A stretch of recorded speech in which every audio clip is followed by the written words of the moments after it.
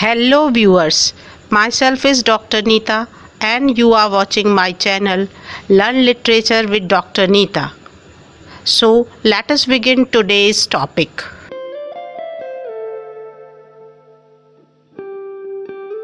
Dear students, today we will learn about structuralism.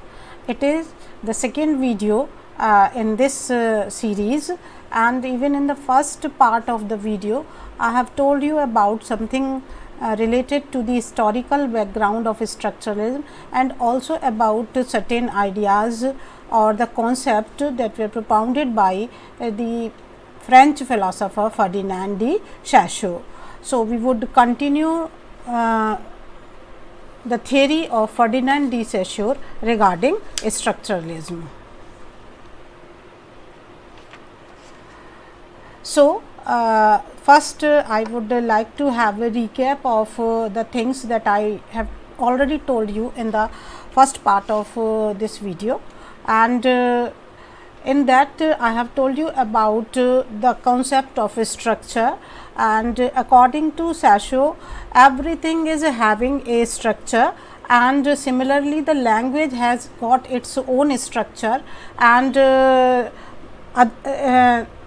other things have their significance and importance when we try to understand them in relation to the overall structure of the language. For example, you can understand it like that the different rules of the grammar or the things related to literature, the figures of speech that were used, they all have their relevance when we are trying to understand the text as a whole. It means each and every text according to Saussure has an structure, and the function of the critic is to identify the different parts of the structure and their relation to each other and the relation of these parts to the structure as a whole. And he has given us two concepts, very significant concepts. These are one is the signifier and signified. So, he told us about this concept, and in my previous video I have told you that signifier is standing for the thing that is spoken or the written word. It means if you have spoken tree from your mouth, or you have just seen something on the page of the paper that the word TREE is written, then this is signifier, and this signifier leads to signified. Signified here is standing for the concept. So, both the things together are called the sign, and sign basically is the smallest unit which is conveying some idea to us. He has told that these signifier and signified are attached to each other. They are having their relation that is based on the arbitrariness of the thing. Arbitrariness, it means that signifier and signified are not connected with each other on the basis of any logical thinking or the scientific idea. For example, if the word tree is there and the concept of tree is coming to your mind after uttering this word, but there is no logic behind it. And why it is coming to your mind? Why this picture of tree is coming to mind? Because for generations it has been made clear to us that the word TREE is signifying this picture. So, automatically the concept of tree comes to our mind. So, he talked about these two concepts, signifier and signified, and ultimately he tried to make the thing clear that the words, either they are spoken or they are written, they are more important than the concept, because the concept may change, but the words would remain the same. For example, you may understand that if I am saying the word tree, the picture that would come in the mind of a number of listeners may vary. someone is thinking about the tree of neem, another one is thinking about the tree of people, some other people are thinking about some other tree. So, but this signifier, the word is the same. So, Saussure has emphasized the fact that signifier is more important, or the words are more important than the concept. This is one concept. Another concept was that of the Lang and Parole, and it is related to the structure. As I told you, Saussure has pointed out the fact that each and everything is having its own structure. Similarly, the language is also having its own structure, and how the structure has developed, this is the question, and this structure has developed from generations to generation. It is the collective abstract system of the community. It has been developed by community and by the collective efforts of the people, generation after generation, this system can be evolved. So, the larger structure is called the Lang, and what the individual is speaking out of that larger structure has been called as parole. For the detailed study, you may see the previous video also. Another thing that he has told us about is the binary opposition. And what is binary opposition? Binary opposition is the method through which we try to understand the things. For example, if I say day, it means if someone is asking me what is day, then to make the person understand what is day, I have to compare it with its opposite. It's a binary opposite, and what is the opposite of day? That is night. So, I have to tell, or the people will understand the thing what is day, which is not night. Similarly, this principle can be applied on each and everything to make the reader understand the meaning or the concept of a thing clear. Now, after that, Saussure's idea about linguistic structure, it can be summarized into 3 points. There is no relationship between a word and its meaning. The meaning is imposed on a word as per our traditional faith. This I have also told you, but still in detail we would discuss here. So, he says that if the word, I would give time and again the example of tree, or you may say some other word. For example, we may say that rose. So, there is no relation between a word and its meaning. So, as I have said rose, then a picture is coming to your mind, that is the concept of that picture, that is the concept that you are trying to understand, that is signified. But according to Saussure, there is no relation between the word that is spoken or written by you and its meaning. Why? The meaning is imposed on a word as per our traditional faith. So, how we are trying to understand the meaning of the word rose? Because it has been told to us traditionally, it means from generations to generations, it has been told to us that such a flower with such a color is called faith. So, the meaning is imposed on the word. There is no logical relation between these two. For example, the meaning of the word tree might not be what is traditionally stood for. It may give another meaning in a different social context. So, it is absurd to think a fixed meaning of a specific word. This he is also telling.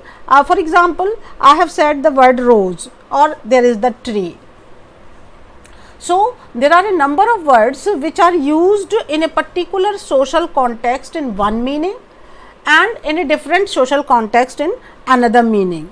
Similarly, if I say tree, there may be a different meaning in the different social context, this word may mean different. Similarly, the example of rose you can understand. If I am saying rose, so rose is standing for that red flower, having petals like this, having the smell like this. It is standing as a symbol of beauty, and for some other one, when the rose come, the feeling of the concept of the feeling of love is coming to that person. So, the meaning of the word continuously changes, and it basically depends on what it traditionally stood for. It may give another meaning if the total context is different. So, it is absurd to think of a fixed meaning of a specific word. So, he wants to say that if you are studying a specific word, it is not essential that you should understand this word with a fixed meaning, because words may have their different meaning in different social contexts. Saussures' idea about linguistic structure. No word can be understood in isolation. As I previously told in my previous video about the structure. So, if there is a structure, the language is also like a structure. So, if in that structure a word is there and you are studying that word, then what would happen? You cannot understand that word in isolation. Rather, its meaning depends on its related synonymous or antonymous words. So, if you are trying to understand the meaning of a particular word, you would have to trace its relation with the words with which it has been used, and also its synonymous and antonymous word. For example, if I am trying to understand this word isolation, so isolation may stand for different things. But if in this particular context, if I am trying to understand isolation, I have to understand isolation in whole of this, in whole of the structure of this paragraph, or we would try to understand by understanding the words that are synonymous to isolation, or with the help of the words that are antonymous to the word. In fact, word meaning depends on the systematic arrangement in which that particular word has been said. So, to understand the meaning of a word, it is very essential to understand the systematic arrangement. It means the structure in which that word has been put. For example, when we say the word plant, for example, we have uttered or used the word in our speech, we have used the word plant. We make a comparison with its synonyms word like trees. When I am saying plant, it means it is not a tree, it is not grass, it is not related to creepers. Then what is it? It is plant. So, it is not as long as tree, it is not so small like grass, it is not having a weak stem like a creeper. Similarly, in this manner you can understand that we are comparing the things, and only that we are able to draw the meaning of the word plant. Now, take the another case. Similarly, to make the meaning of the word boy, if we are going to make the meaning of the word boy clear, we have to compare it with girl. So, what is not girl? That is boy. What is not man? That is woman. So, the words become meaningful when these are studied with their comparative and contrastive ideas, that is binary opposite I told you, existing in the structure of the language. Now, meaning of a word is always imposed on it by human mind and idea, so it can never be considered universal. So, this is the thing that you should especially keep in mind, that the meaning of the word, whatever meaning you are drawing, if I am saying plant, you are having a concept of in your mind related to the word. So, you have got your own understanding, and from where have you got that understanding? From generations we have been told that such a thing it would be called plant. It means it has been imposed on us, and when the thing has been imposed on us, it may be imposed in another way by someone else. So, it can never be considered universal. So, there is no universal meaning of a particular word. For example, there is no way to distinguish between a terrorist and a freedom fighter. So, or a patriot. So, these are the two words, terrorist and patriot. who is the terrorist, who is spreading terror in some country. It is quite a common word nowadays. So, terrorist who is creating terror. So, from some other country he has come to us and spreading violence and trying to do some unnecessary things with us. So, they are called terrorists who with the help of the terror are trying to capture certain rights or certain other things. But for the country for which this terrorist is working, for that terrorist becomes the freedom fighter. So, in one country he is terrorist, but for the other country he is a freedom fighter. So, the meaning is never universal. It is imposed on the word by a human mind. One person may call him terrorist, while other may call the same a patriot or a freedom fighter. So, Sasho calls language arbitrary and relational. So, the language is not universal, it is arbitrary and it is relational. So, it can be understood only in that manner. Now, the structuralism and literature, how can it be applied on literature? Though I told you a little bit about it, but still we would learn it by example. A text is to be analyzed in a way that through it one may understand larger structure.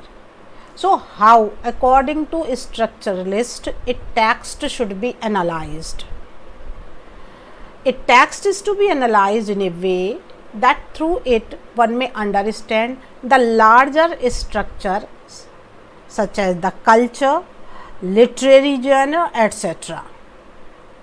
Use of the particular kind of language, rules of grammar, the culture. So, that larger structure under which that text has been set. For example, you may understand Shakespeare is writing poetry, but if you are trying to understand the poetry of Shakespeare, you would have to first understand that great structure, that genre of poetry under which Shakespearean poetry has been written. So, structuralist analyzes literary text and ignores authors, their history, the individuality of the text and anything subjective. So, now structuralism is objectively analyzing the text. It is negating the importance of author. It does not matter who has written that text. The only thing is that they are trying to understand that larger structure under which this text has been written. So, individuality of author has not been taken into consideration, rather the individuality of the text is taken into consideration. So, there is nothing subjective, everything is analyzed on the basis of text in an objective manner. There is no meaning in interpreting an individual literary work, rather its true meaning is to be understood in relation to the larger abstract structures which contain them. So, similarly, he is talking about the structure, as I previously told in my previous video, that if you are trying to understand a building is also a structure and you are trying to understand its structure, how would you understand it? It means it is having windows, it is having doors, it is having roof, it is having stairs, it is having rooms, it is having a number of things. So, how would you understand that structure? You would understand its structure as a whole, one thing, and its constituent parts. Each and every part would be interrelated. So, we would understand that interrelation between the different parts, and we would also try to understand its relation to the overall structure. Similarly, a poem is there. So, it is the constituent part of some broader structure. So, we would analyze the poem considering its various components and their relation to each other, and the relation of whole of the poem to the major structure, it means the genre of poetry. Literary work could no more be called a work. This has happened during the 20th century. Previously, if some author is writing something, it was called his work, but now the work is not called the work of an author, because author has been detached from the work. Now, what is it? It is an object to be studied in the given social and cultural context.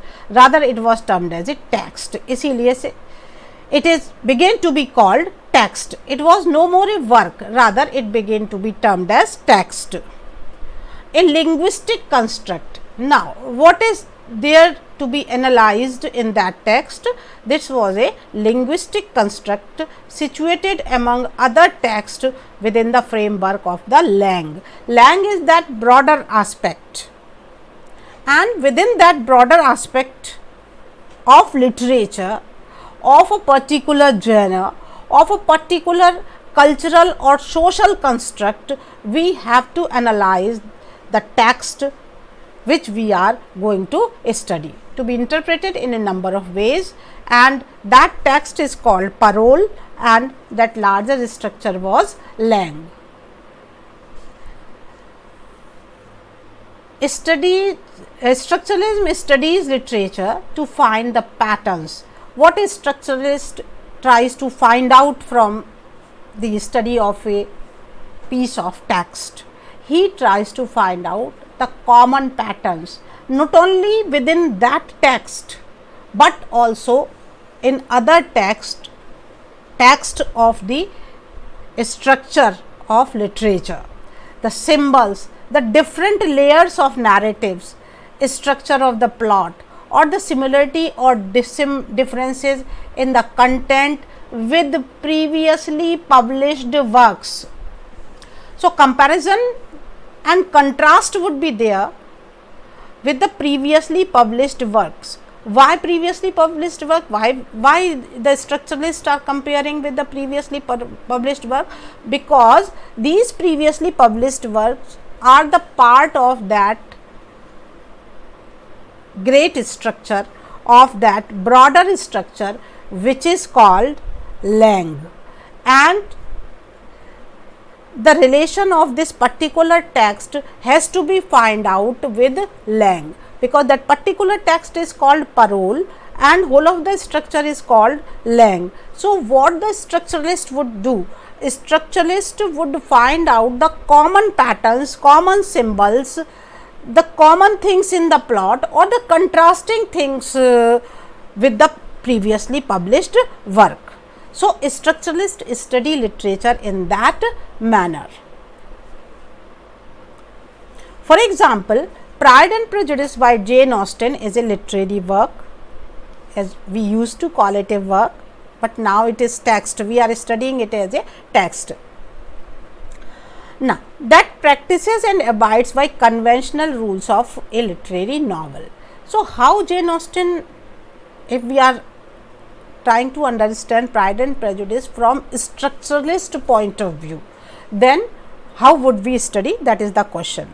So, the literary genre of novel is the lang, and it includes the novels written by the authors who were previously writing.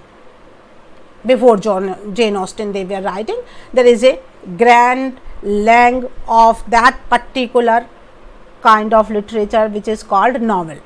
So, certain norms were followed by Jane Austen.